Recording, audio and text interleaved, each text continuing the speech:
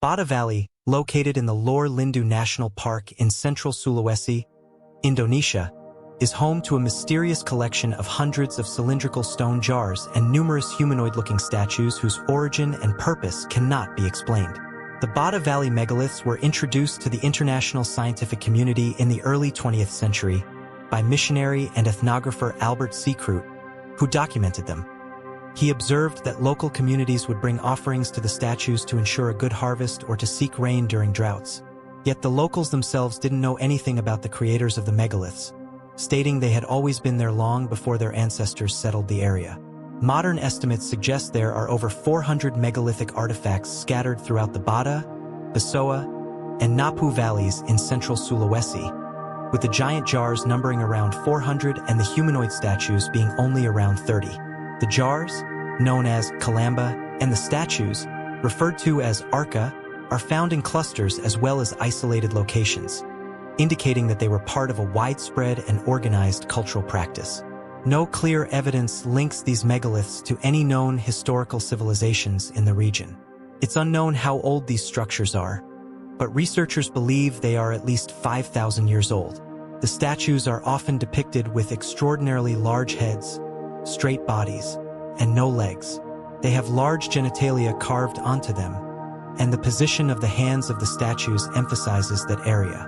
Some of the Bada Valley statues were female, and also look like they were depicted as being pregnant. The largest statue is known as Pelindo, which translates to the entertainer in Indonesian, and stands over 15 feet tall or 4.5 meters. Its exact weight is unknown, but it's likely around 10 tons. Many people noted a remarkable similarity between the Indonesian statues and other megalithic statues around the world, such as the stone statues of San Augustine, which also have large heads, small bodies with no legs. Interestingly, their hand position is also very similar. And if we make the comparison with the Moai statues of Easter Island, the similarities become even more striking. The hand postures and the statues themselves exhibit fascinating similarities. In one of our previous documentaries, where we discussed Easter Island and the Moai statues, we noted that the same hand posture can be seen in the pillar carvings of one of the world's oldest megalithic sites, Göbekli Tepe. In fact, in Karahan Tepe, which is another significant site in Turkey, there is this large statue depicting a man holding his phallus with both hands. Keep in mind that Göbekli Tepe and Karahan Tepe are both around 12,000 years old, which is around 7,000 years older than Stonehenge. And take a look at this statue also from Turkey, known as the Urfa Man. The Urfa Man is considered the oldest known life-size sculpture of a human figure in the world, dating back to approximately 9,000 BCE. Once again, the statue showcases the same posture and the exact same hand placement. But how is all of this possible? Why do we see the exact same symbolism in various cultures scattered all across the globe? Was there some sort of connection?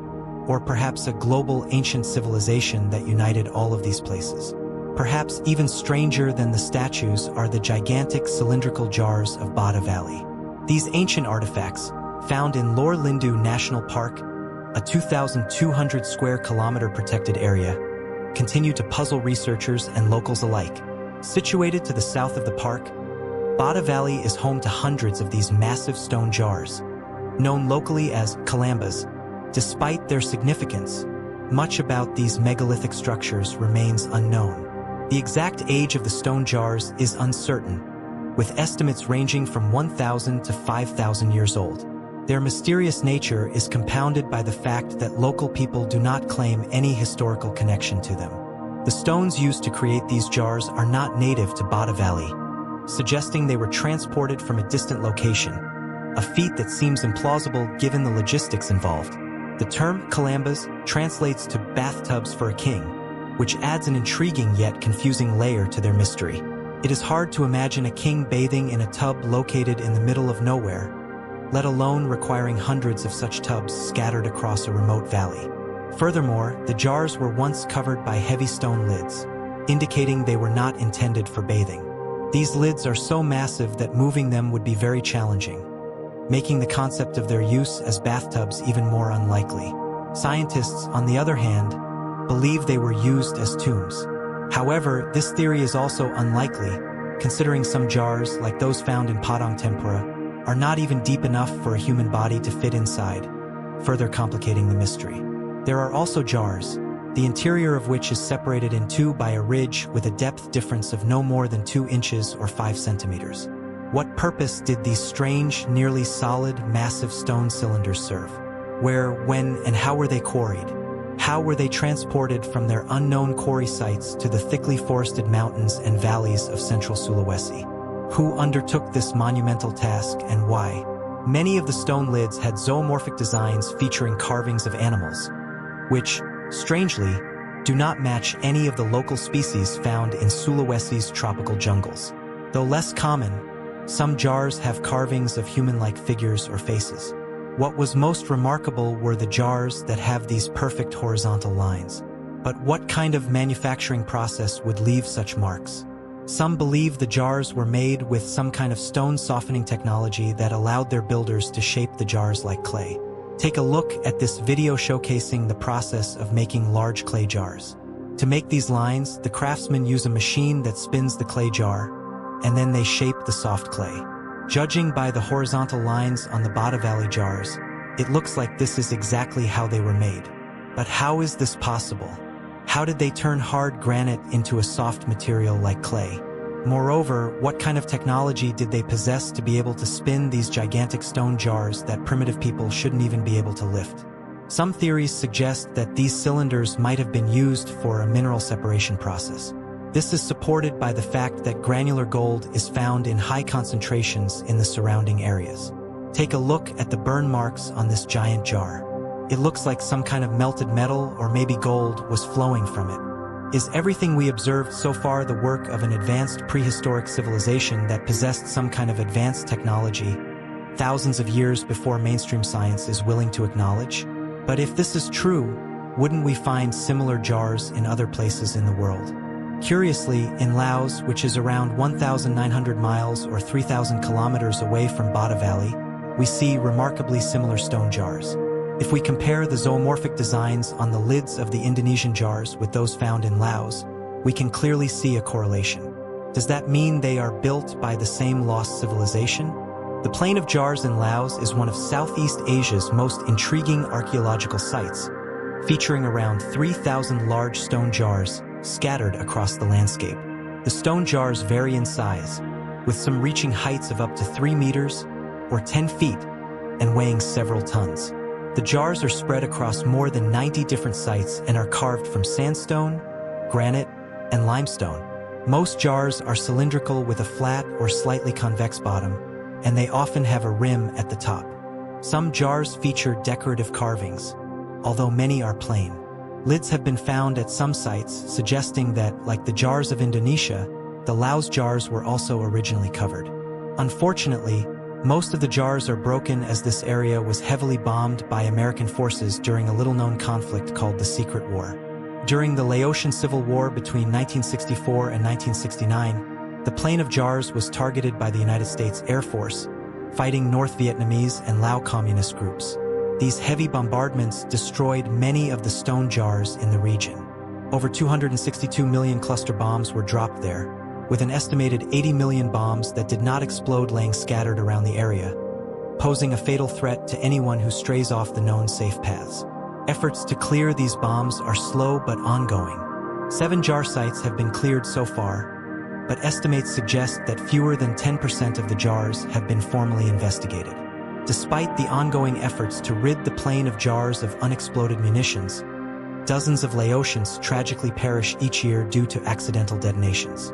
Archaeologists initially estimated the jars to be some 2,000 years old, which would make them products of the Iron Age.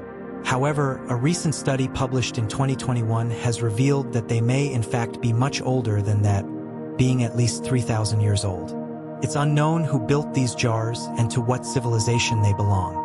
The people of Laos have an old legend about the jars, passed down from generations. They believe that Laos was once home to a race of giants led by their king Kunchung. These giants waged a long and hard war against an evil enemy, ultimately emerging victorious. To celebrate and toast his victory, vast quantities of rice wine known as Lao Lao would be required. To brew and store this wine, King Kunchung ordered the creation of huge stone jars. These jars were not only used to store the wine but also served as immense drinking vessels for the giants. The giants celebrated their hard-earned triumph by drinking from these colossal jars, marking the Plain of Jars as a place of great festivity and victory. The jars were quarried some 10 kilometers away, which is around 6.5 miles. It's unknown how an ancient primitive civilization could transport these massive stone jars through a rough jungle area uphill.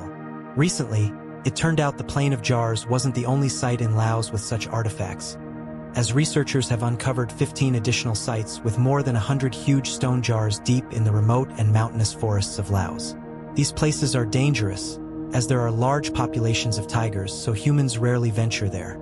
The newly discovered jars were similar to those found on the Plain of Jars, but some varied in the types of stone that they were made from, their shapes, and the way the rims of the jars were formed. What surprised the researchers was that nowhere near were any signs of an ancient human settlement in the region. This find indicates that the civilization that built these jars was spread out over a much wider area than previously thought. The mystery deepened when, in 2020, a survey of the dense Assam forest in India, conducted by the same team that made the recent Laos discoveries, found that the forest contained a number of large stone jars similar to those in Indonesia and Laos.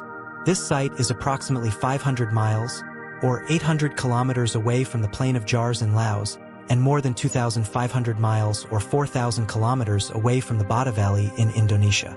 All told, researchers in the region have found approximately 800 jars in an area spanning 115 square miles.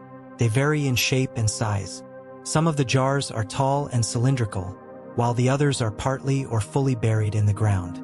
In the words of archaeologist Nicholas Skopel, who was part of the research, we still don't know who made the giant jars or where they lived. It's all a bit of a mystery.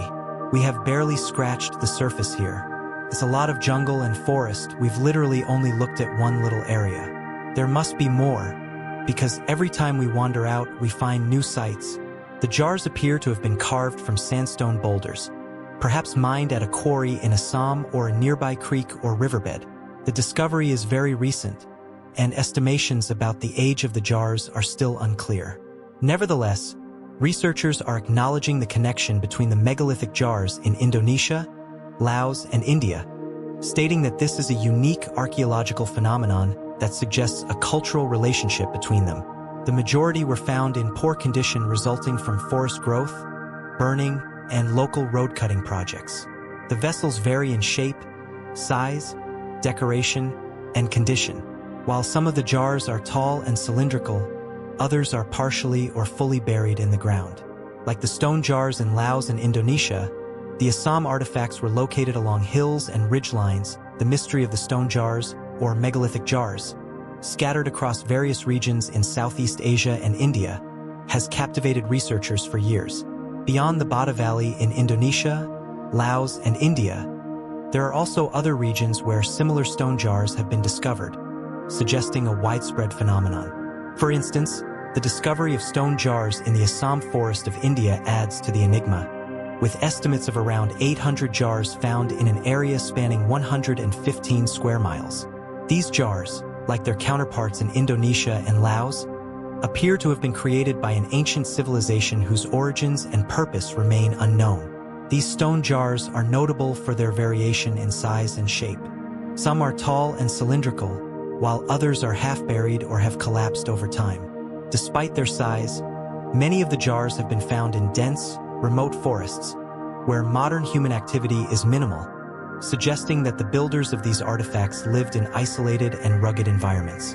The jar's discovery in Assam in 2020 has opened up new avenues for research, though, as archaeologist Nicholas Skopel points out, the majority of these regions remain unexplored, hinting that even more sites with similar jars may lie undiscovered. Similarities between the jars in Assam, Laos, and Indonesia raise questions about potential ancient connections. While the exact age of the jars is still under investigation, preliminary studies suggest that they date back thousands of years, possibly from a time when ancient cultures communicated across vast distances. These findings challenge the idea of isolated development, proposing instead that ancient societies may have had more extensive trade networks or shared knowledge. The fact that the jars in each region exhibit similar craftsmanship and serve comparable functions further supports this theory. One of the most perplexing aspects of these megalithic jars is the absence of any clear historical or archaeological records about the people who made them.